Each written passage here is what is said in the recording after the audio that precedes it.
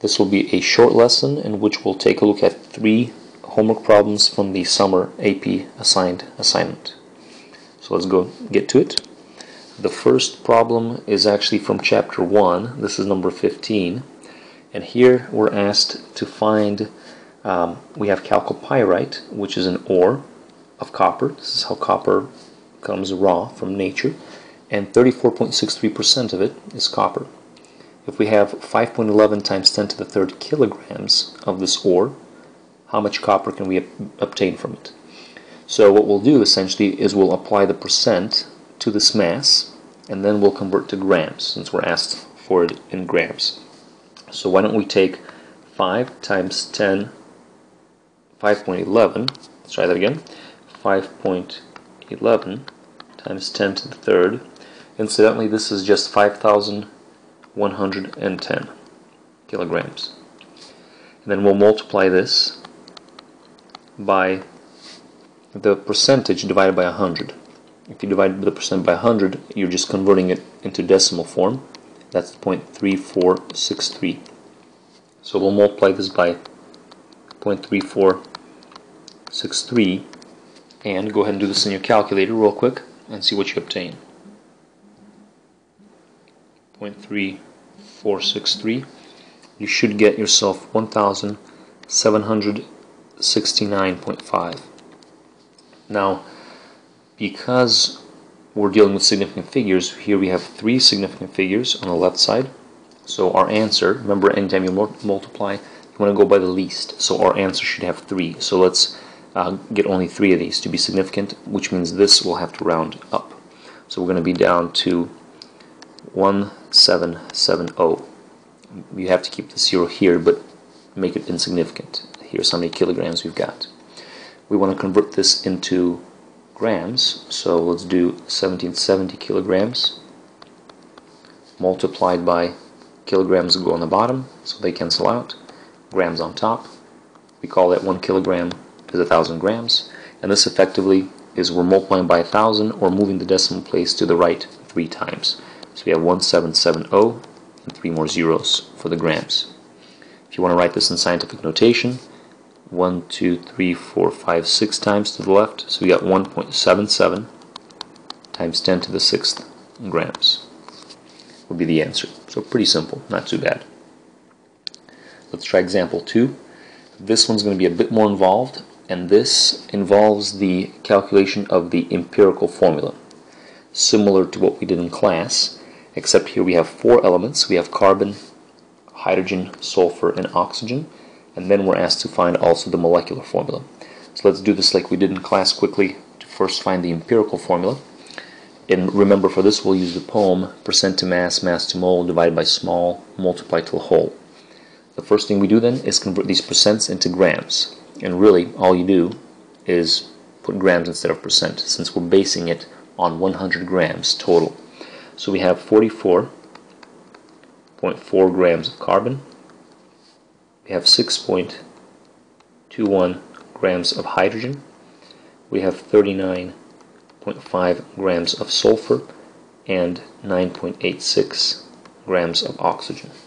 Our first step is complete. Second step is mass to mole. In this case, we'll just convert from grams to moles for each one of these elements. And remember, you then put the grams of carbon on the bottom, 1 mole of carbon on top. The mass comes from the periodic table. In the case of carbon, it's 1201. In the case of hydrogen, it's 101. In the case of sulfur, it's, I believe, 3207 in a mole. In the case of oxygen, we should have 1600 grams of oxygen in a mole. So doing these calculations in your calculator, we should come up with, and I will go ahead and use 4 significant figures, a few more just in case. So what we've got here is we have 3.697 moles of carbon. We have 6.149 moles of hydrogen. We have 1.232 moles of sulfur, and we have 0.6163 moles of oxygen. Second step complete. The third step is divide by small. So we'll divide all of these by the smallest one, and the smallest one here is oxygen. And remember, what this does is it evens everything out. It makes everything a ratio in terms of the lowest, so it makes the lowest 1, and everything else some kind of ratio in terms of that 1. So we'll divide all of these by 0.6163, by 0.6163, and here 0.6163. So for that first one, go ahead and plug this into your calculator. We have 3.697 over should be a 0 here, 0.6163. That gives us 5.998, essentially 6 moles of carbon. If we do the same thing for hydrogen, this one looks like it's going to be pretty close to 10. 9.99, but we got 10 moles of carbon. For sulfur, it's going to be roughly 1.99, 2 moles of sulfur. And for oxygen, obviously, it's just 1 mole of oxygen. Now, you are justified in rounding to the nearest whole number, like in these cases, if it's off by 0.1. Say if it's 9.9 or 1.1. If it's more than by 0.1, say if it's 1.2 or 1.3, then you have to follow the fourth rule, which is multiply till whole. But in this case, they already all whole numbers, so we're good to go. In fact, this is our empirical formula. Carbon we have 6, hydrogen we have 10, sulfur we have 2, and oxygen we have 1. We don't write that 1 customarily. This is your empirical formula. Now we're also asked to find the molecular formula, and the molecular formula, recall, is we want to compare the mass of the molecular to the mass of the empirical and see how much bigger the molecular is than the empirical. So let's do that here. Essentially, I'm going to calculate the molar mass of this substance here, of this chemical. So we have 6 carbons. Each carbon is 12.01 grams. We'll multiply that by 6, plus each hydrogen is 101. We'll multiply that by 10. Each sulfur is 3207. We'll multiply that by 2, and we'll add 1 oxygen, which is 1600. Now if you do this calculation, go ahead and take a minute to plug this into your calculator. You'll see that you actually get 162 for your answer. Grams. In fact, in other words, the molecular formula is the same as the empirical formula, or you can say it's 1 times bigger, which sometimes happens. So actually, you just rewrite your molecular formula. C6H10S2O. This is again your molecular formula. If it were twice as big, you'd have to multiply your formula by 2. But in this case, they are the same, and this does happen once in a while. Let's go on to the last one. Here, this is number 14, also from chapter 3, and here we're asked to write a chemical equation corresponding to the following 3. We have A, B, and C. So let's just do one at a time. So for A, we have solid calcium carbide reacting with water to form an aqueous solution of calcium hydroxide and acetylene gas. So for part A here, let's just put down the chemicals. Calcium carbide is given to us as CaC2. Calcium hydroxide, we'll have to write the formula for. Now remember that hydroxide is OH minus 1. This is a polyatomic ion. And calcium forms a +2 charge based on the periodic table. So we'll need 2 hydroxides for every calcium. In other words, our formula will look like this. Ca parentheses OH2. And you have to do it this way. We'll actually work more on this as we get into the actual chapters in AP Chem. But you have to be able to balance the charges. Then we have, it says, oops, I'm sorry, I think I've got, this reacts with water. So calcium, let's try that again. Calcium hydroxide is actually a product. Apologize for that little mishap.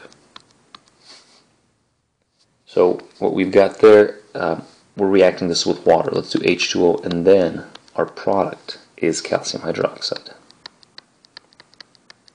Read that right. And then we have acetylene gas, which is C2H2.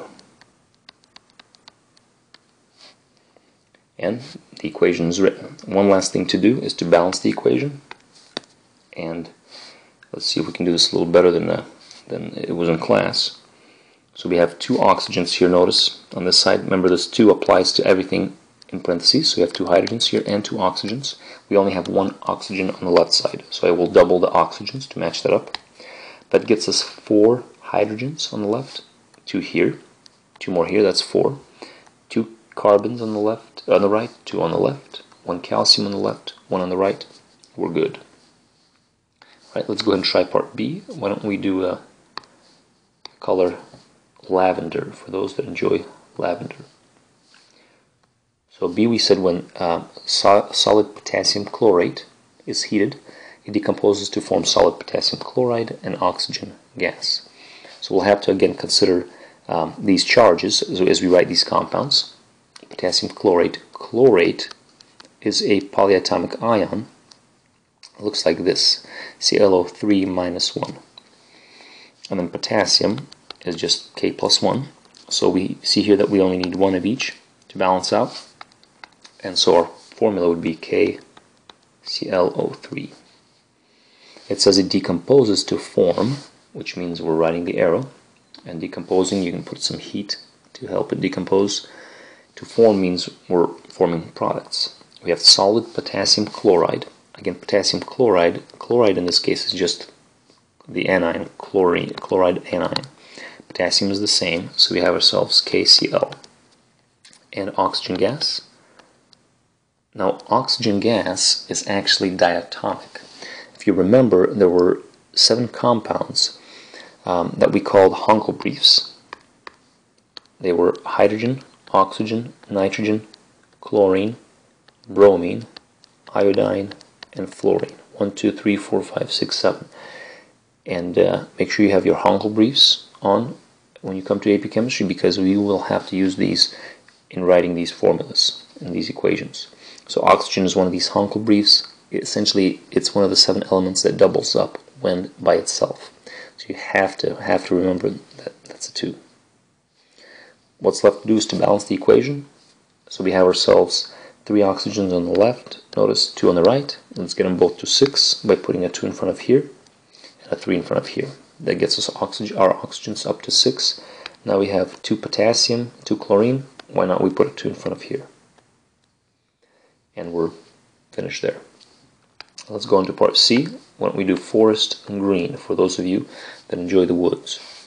So we have solid zinc metal reacting with sulfuric acid to form hydrogen gas in an aqueous solution of zinc sulfate. So zinc, solid zinc is easy enough. It's just the element zinc reacting with sulfuric acid. Now acids, remember you have to recall the naming rules for acids, and ic for acids came from 8.